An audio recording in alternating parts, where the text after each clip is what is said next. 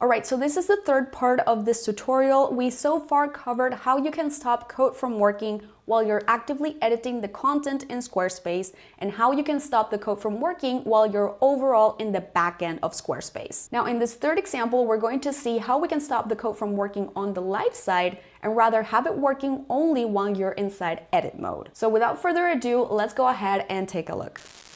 Now I want to show you one last example that is pretty specific, but may come in handy in certain situations. So if I go back onto the articles page and then get rid of this because we're not going to need it anymore. On this page, let's load it here. You're going to see that after a few seconds, I get this little pop-up showing up. This one is coming from a code block that is on this page, which is obviously not visible.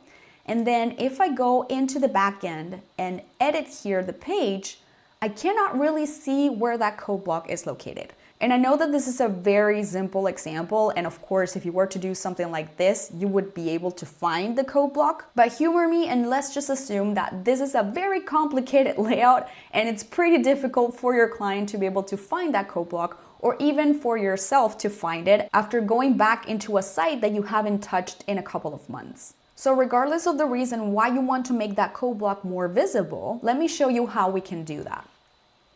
I'm going to go back into my custom CSS window, and what I would recommend in this situation is to basically just give that code block a background color, a border, something that's just going to make it stand out on the screen.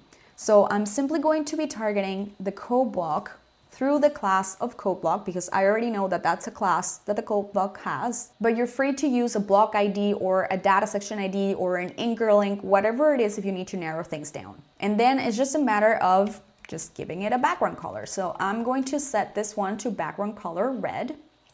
And then it seems like I need to refresh this to make sure that the code applies.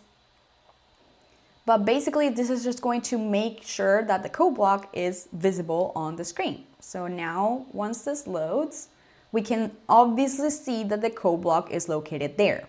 Now, the problem is that you probably don't want to have that showing up on the live side, right? Because if I were to go onto the same page here, now I get that really obvious red rectangle. And even though that may be a look, it's not the look that I'm going for right now. So if what I want to do is make sure that the code applies only while I'm in the backend, then what I can do is continue to use one of those two classes that we've applied before based on when I want to see the code block. I personally think that the easiest way would be to just have this show up at any point in the backend. So I'm going to be relying on the class of sqs-edit-mode. That means that now sqs-edit-mode. There we go. So again, what this translates to is when the body has the class of sqs-edit-mode, this happens. And in this case, that's exactly when I want the code to apply. So I'm not going to be using the not pseudo class because I don't want to apply the code when the class is not present. I want to apply the code when the class is present. So I'm going to keep it as it is. And now I'm going to wrap my code, or rather just move the snippet, either or, and place it in here. So when that class of sqs-edit-mode is present on the body tag, then the code block is going to turn red. So let's refresh this just to make sure that the code is applying because today Squarespace seems to be a little bit finicky.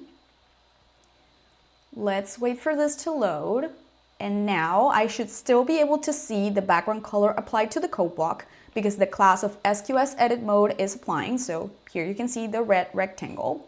Then if I open this up, the red color disappears because the code is not applying because the class is not present. And then if I go onto the live side and refresh this, I don't see the code block either. And that's it. Now you know how you can apply custom code to Squarespace 7.1 only during edit mode or only on the live side. If you found this helpful, let me know by giving this video a big thumbs up or leaving a comment down below. Those two things help me grow my channel and also allow me to know what kind of content you find more helpful so that I can continue making it for you. In any case, thank you so much for watching and I'll see you next time.